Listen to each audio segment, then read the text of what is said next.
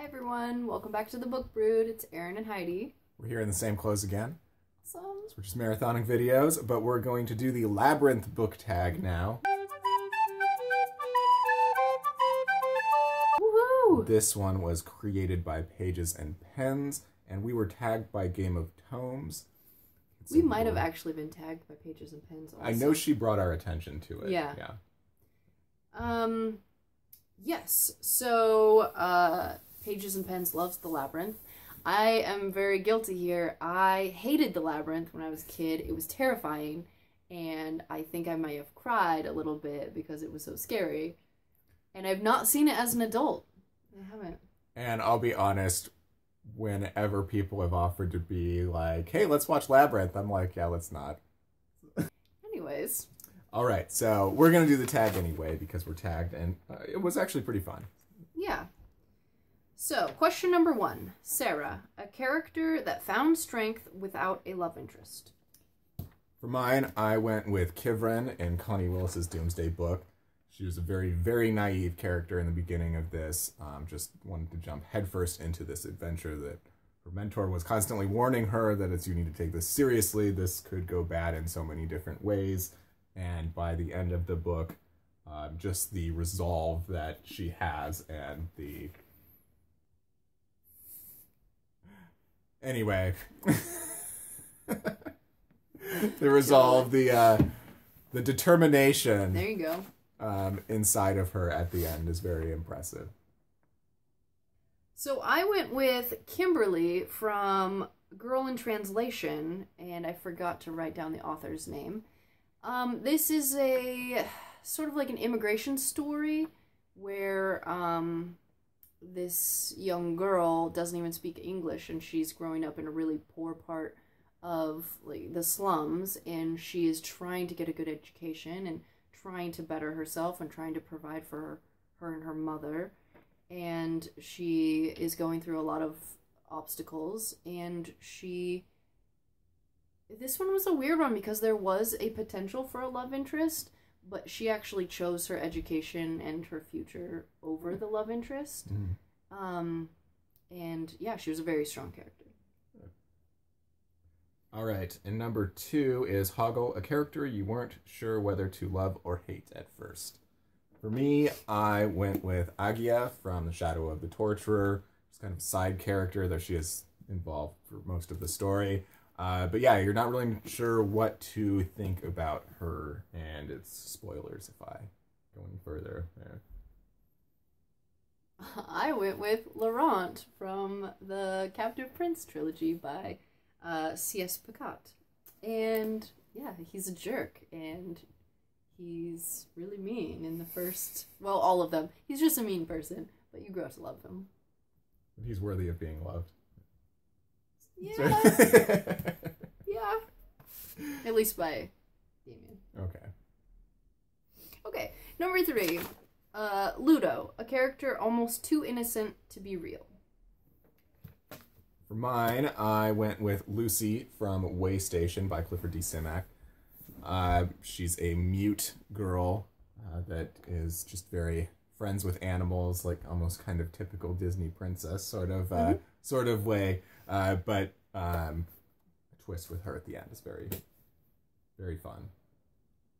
This is a really beat up copy of Game of Thrones, but I went with Sansa, and I only read the first like 2.5 of these, so I don't know if there's more revealed about her character, or if she just really is that innocent and just pushed around by circumstances, because that's kind of incredible.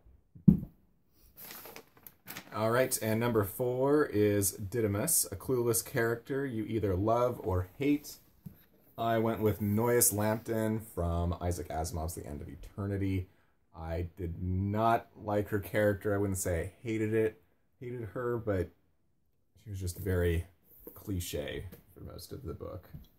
I didn't write down any of these authors. I don't know why. We'll put them. Okay.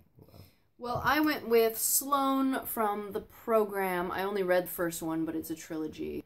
And she was so so clueless. Even so, the reader knows that stuff is happening, but the main character doesn't know. And even though it's happening right in front of her, she doesn't understand. And it seemed unbelievable, and I absolutely hated the whole situation that was happening. I can't believe you finished that one. It put me in a huge reading slump, and I hated it immensely. Yeah.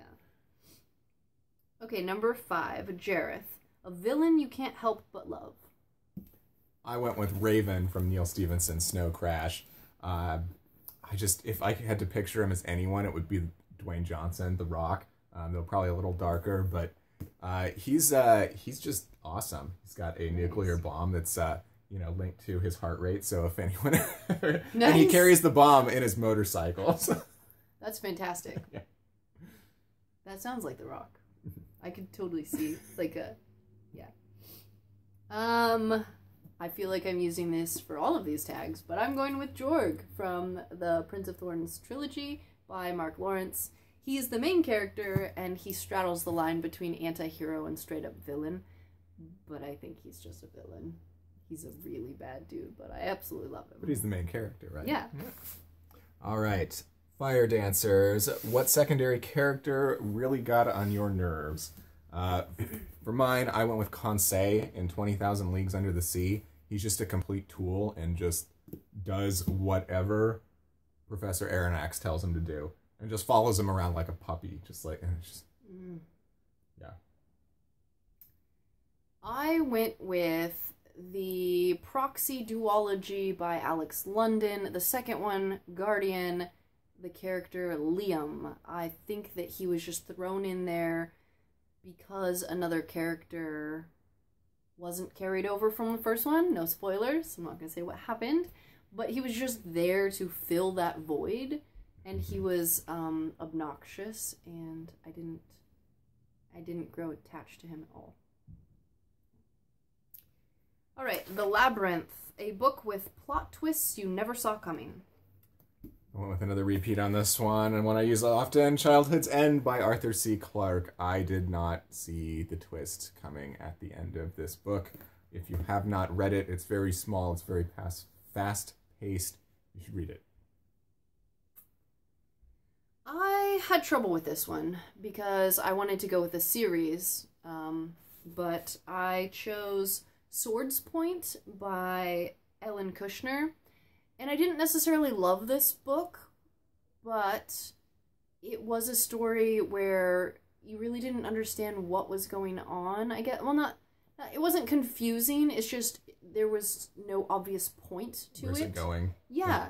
So at first you think it's about these characters, and then you find out it's about like more political intrigue, and these characters are pulling the strings and making everything happen.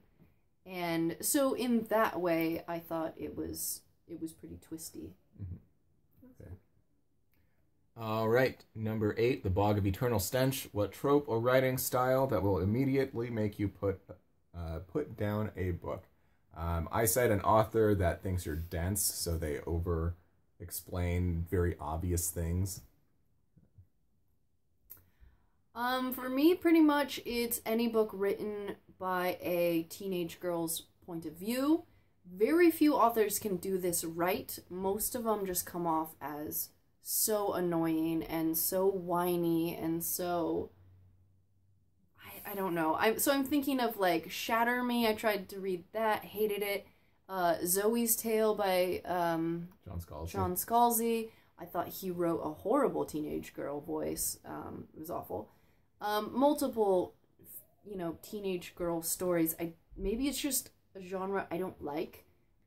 Okay, number 9, The Oubliette. What book or series will you never finish? The Wrinkle in Time. I read this one, or A Wrinkle in Time. I read this one because it was on my list, but I wasn't very impressed or fascinated by the story. So, it's not going to get finished. Yep. Basically every YA trilogy for me. So, The Fifth Wave, I'm not going to read the third book. Divergent, I'm not going to read the third book. The Winner's Cycle, I'm not going to read the third book. I have third book syndrome where by the time I get to the third one, I don't care. Yeah. All right. The 13th hour, what book kept you up all night, or did you read in one day sitting? For me, it was Room by Emma Donoghue. I did sleep in between and for a session in here because my eyes went cross-eyed and they wouldn't refocus, so I had to just go to bed. But I finished it first thing in the morning. You devoured that. Mm-hmm. I went with I Am Not a Serial Killer by Dan Wells, and this kept me up way past my bedtime because I had to finish it, and I thought the ending to it was fantastic and well worth the lack of sleep. Number 11, Crystal Balls. What book do you wish the main character had a crystal ball so they could avoid miscommunication? For this, I went with Takashi Kovacs from Altered Carbon by Richard K. Morgan. He just gets shit on constantly throughout this story. It's a very good story, but like he just runs into so much trouble and is just at the wrong end of the stick constantly. He could avoid a lot of that if he knew. Yes, mm-hmm. If he just knew outright what he was looking for. Okay, I went with Order of the Phoenix, Harry Potter, and Sirius Black, and if there's someone out there who has not read this book, I'm not going to spoil it, but there are some serious miscommunication issues here. It's too soon. I'm 10 years later and I can't get over it. 12 years later? I don't know.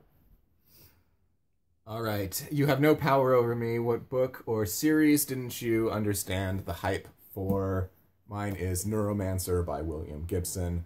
I didn't like it. Some people say the art of that book is how vague and unexplained it is. I think he did a horrible job of that. And I like books like that, but I think he did an awful job with it.